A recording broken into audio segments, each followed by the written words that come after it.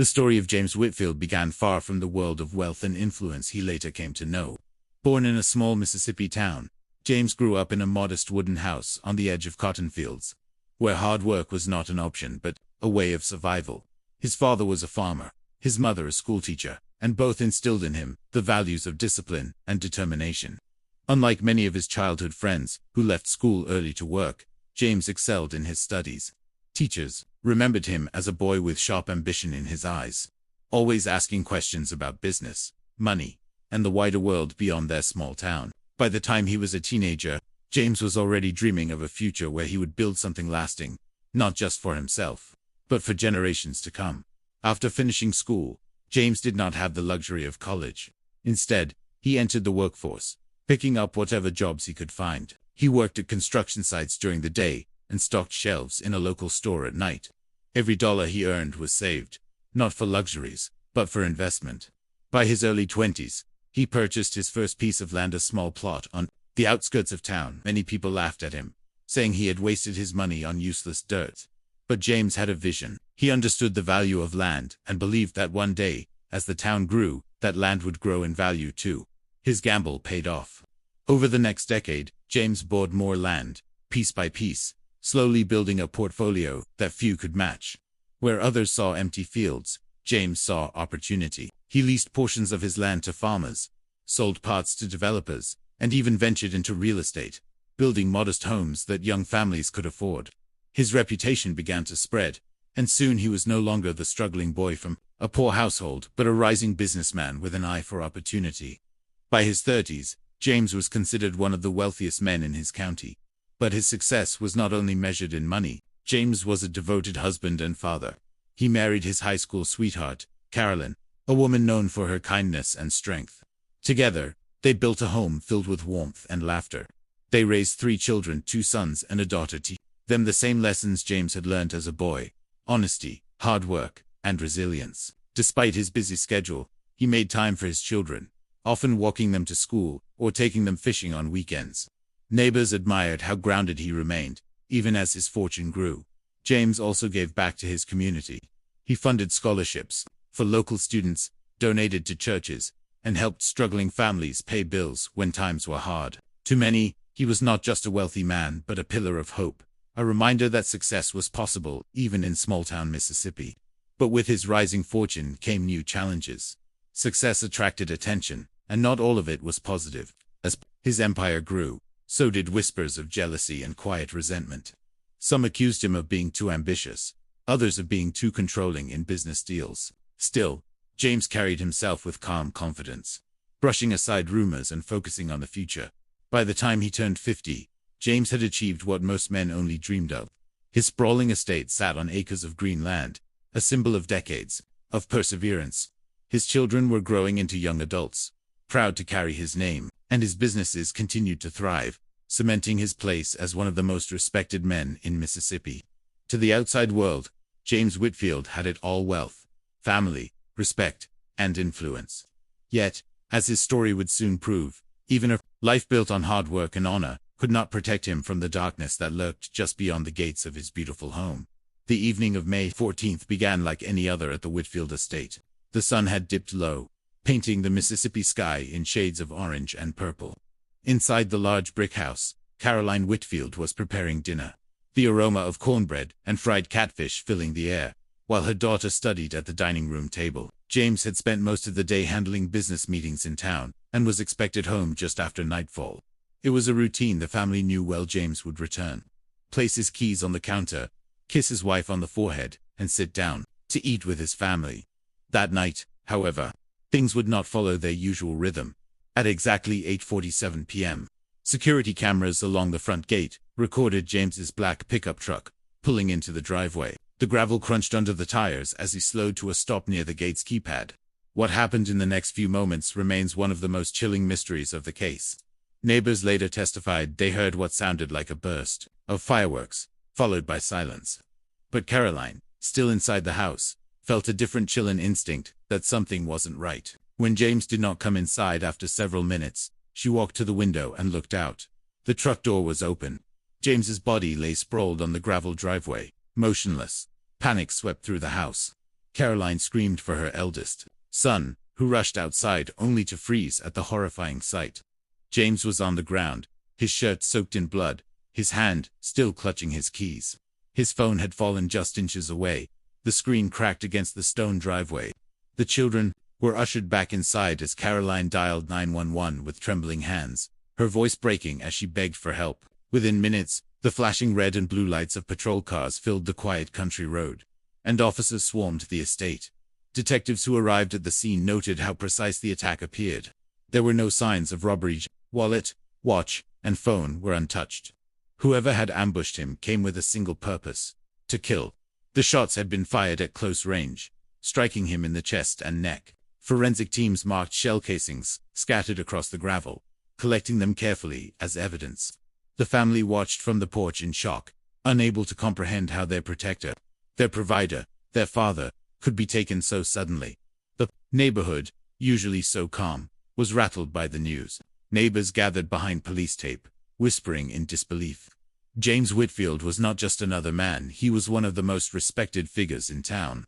His sudden, violent death sent waves of fear through the community.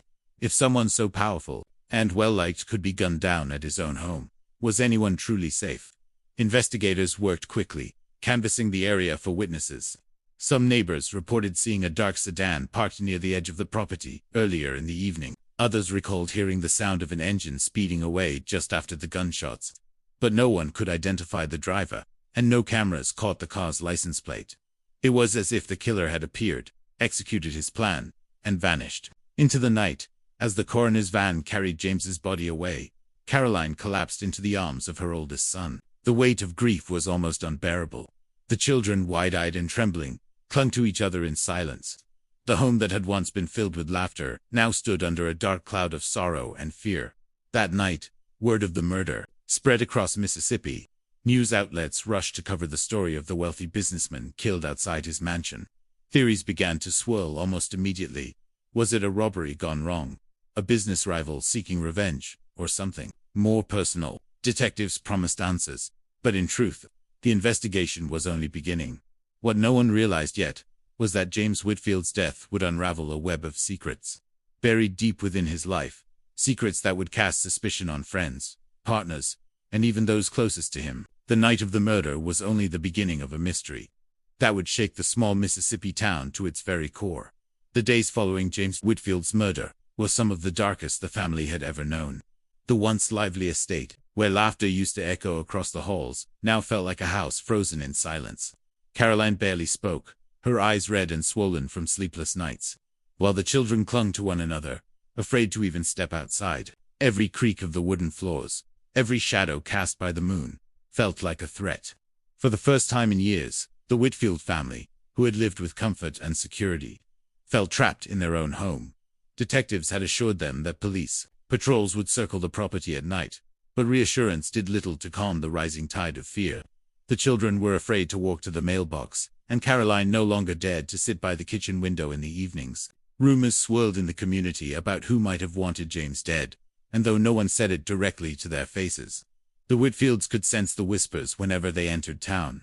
The image of their father's body on the driveway haunted them, and in their hearts, they wondered if the killer might return. As investigators dug deeper into James's life, unsettling details began to surface. Though he was admired by many, James had been involved in several business disputes over the years. He had recently entered a heated disagreement over land with a neighboring developer who was determined to buy a section of his property. James had refused, standing firm on his principles, and those close to him recalled how tense those negotiations had become. Detectives questioned whether this feud could have escalated into something deadly. Caroline couldn't shake the thought that her husband's success, the very thing that gave them the life they had, might also have been the reason he was killed. The fear spread beyond the family into the community itself. Friends and neighbors who once visited the estate with smiles and warm embraces now kept their distance, worried that whoever had gunned James down might still be lurking nearby. At church, Caroline noticed people avoiding eye contact, as if speaking to her might bring unwanted attention. The family began to feel isolated, carrying the heavy burden of grief while also battling the paranoia that came with not knowing who had pulled the trigger. Inside the Whitfield home, life was changing rapidly. Caroline, once known for her calm strength, found herself struggling to hold the family together. The children, especially the oldest son, felt the pressure to step into James's shoes. He began accompanying his mother to meetings with lawyers and investigators, determined to protect his family. But no matter how brave they tried to appear, the undercurrent of fear never left. They locked their doors tighter, checked their windows twice at night, and jumped at the sound of car engines passing by the house. Adding to the torment were the theories whispered in town. Some claimed it was a robbery that had gone wrong, though nothing had been stolen. Others suggested James's death was tied to secret financial dealings, debts, or even betrayal by someone he trusted. For the Whitfields, these rumors cut deeply. Each new theory forced them to question who among their circle of friends and acquaintances could have wanted him gone. Was it a rival, a business partner, or, worse, someone they had welcomed into their home? As weeks turned into months, no arrests were made. The investigation continued, but progress seemed slow. Each day without answers was another day the family lived in fear. Caroline would wake in the night to check the locks on the doors, listening for footsteps on the gravel driveway. The children began sleeping together in the same room, too frightened to be alone. What had once been a home of warmth and prosperity had become a place of shadows and suspicion. Despite the fear, one thing kept the family going: the determination to find justice for James. Caroline swore that she would not rest until the truth was revealed. Though the fear pressed in from every corner, she knew they could not give up. The murder had stolen their father, but it would not steal their will to fight. Little did they know, however, that the secrets surrounding James's life were only beginning to surface, and the truth would prove more shocking than they ever imagined. As detectives pressed further into the investigation, the picture of James Whitfield's life began to shift in ways his family never expected. To the world, James had always been a symbol of hard work and integrity, a man who built his wealth through determination and vision.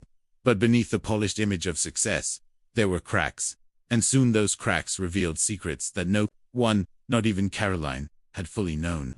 The more investigators dug, the more they realized that James's life was layered with hidden rivalries, strained partnerships, and personal struggles that could not be ignored. One of the first discoveries came from his business records.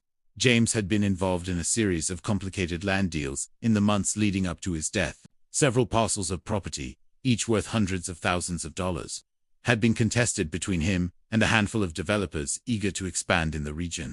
Police uncovered heated exchanges, angry emails, recorded phone calls, and even threats that suggested James had made powerful enemies. In one conversation, he warned a rival, "Over my dead body will you get this land." Those words, which once might have seemed like a figure of speech, now took on a chilling weight. But it wasn't only his business dealings that raised eyebrows. Investigators also began to look into James's personal life, and what they found shook his family to the core. Hidden bank accounts surfaced, holding money that Caroline knew nothing about. Withdrawals and deposits told the story of transactions outside the family's financial records.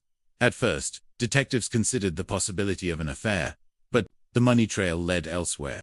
It appeared that James had been funneling funds into hush payments related to one of his business ventures, an effort to keep certain details from ever becoming public. The secrecy added another layer of suspicion. Was James hiding corruption? Or was he protecting his family from something darker? Caroline, devastated, struggled to reconcile the man she knew with the secrets being uncovered. To her, James had always been honest and devoted, but the investigation forced her to question how much she truly understood about his world. It wasn't betrayal she felt. It was confusion, fear, and an overwhelming sense that the man she had loved for decades had been carrying burdens too heavy to share. Detectives also learned that in the weeks before his murder, James had confided in a close friend that he felt he was being followed. Late-night phone calls, cars idling near the edge of the property, and unfamiliar faces in town had put him on edge. He dismissed it at the time, not wanting to alarm his family, but his unease now appeared to be a haunting premonition of what was to come. As the list of suspects grew, so did the questions. Business rivals had motive. Associates who lost money in deals had motive. Even those who once called James a friend could have turned against him. And yet, the investigation seemed to circle back to one unsettling possibility. The killer wasn't a stranger, but someone who had known James well, someone who knew his habits, his routines, and the exact moment he would return home that night. For Caroline and her children, these revelations were unbearable. The idea that someone close to James might have been involved made the fear inside their home even stronger. Every handshake from a neighbor, every sympathetic smile from a friend, now felt tainted with suspicion. The Whitfields no longer knew who to trust, and the once comforting community around them had become a sea of potential enemies. The more the truth unfolded, the more complicated James's story became. He was not simply a wealthy man cut down in a random act of violence. His life, as investigators were uncovering, was a web of ambition, power, secrets, and hidden conflicts.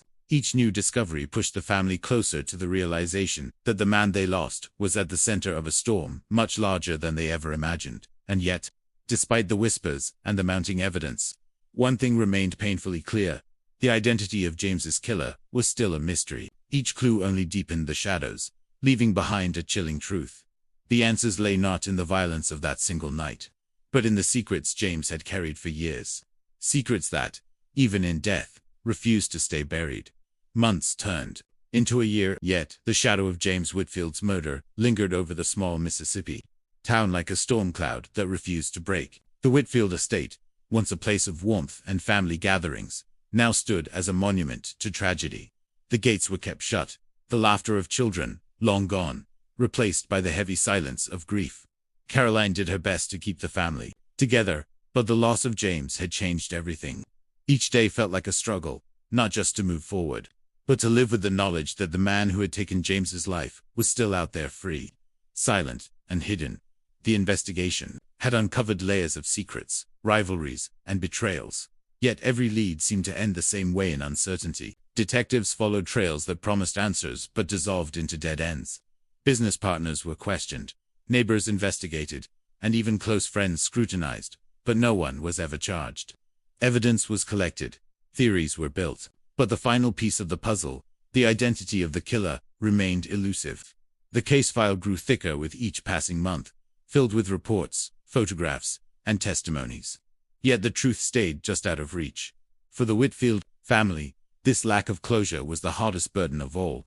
Grief could be endured, but not knowing why or who made healing impossible. Caroline often sat alone on the porch in the evenings, staring at the driveway where her husband had fallen, replaying the night in her mind again and again. Sometimes she imagined the sound of his truck pulling in, the door opening, his footsteps approaching the house, only to wake from the memory to the same painful silence. The children carried their own scars. The eldest son grew guarded, suspicious of everyone he met, while the youngest daughter often cried herself to sleep, whispering prayers that her father's soul might finally rest. As the seasons changed, the community too felt the lasting impact of the crime. The Whitfields had once been a symbol of prosperity and strength, but their tragedy became a chilling reminder of vulnerability. People locked their doors earlier, glanced over their shoulders more often, and wondered quietly if the killer still walked among them. The whispers of theories never truly stopped. Some insisted it was a business rival, others swore it was someone from within James's circle. But the truth remained just that, whispers, nothing more. The unanswered question hung in the air like a curse. Who pulled the trigger that night? And what drove them to it? Theories faded. Suspects came and went, but no arrest meant no justice. The Whitfield case became one of those stories the town carried like an open wound, spoken about in hushed tones at diners, passed down in fragments to newcomers, and revisited every time another anniversary of James's death came around. For Caroline, the only solace she found was in the memory of James's love and the legacy he had left behind.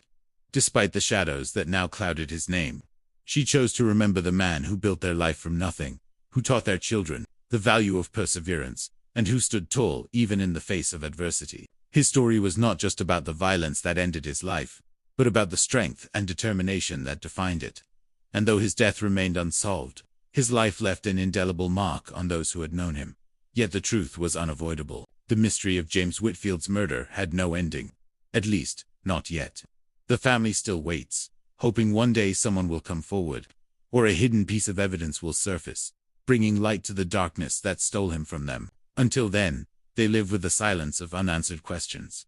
And so, the story of James Whitfield closes not with justice, but with uncertainty, a chilling reminder that even the most powerful lives can be cut short, and sometimes, the truth remains buried forever. If you found this story powerful, don't forget to like, comment, and share your thoughts. Subscribe to The Silent Side USA for more untold stories that deserve to be heard.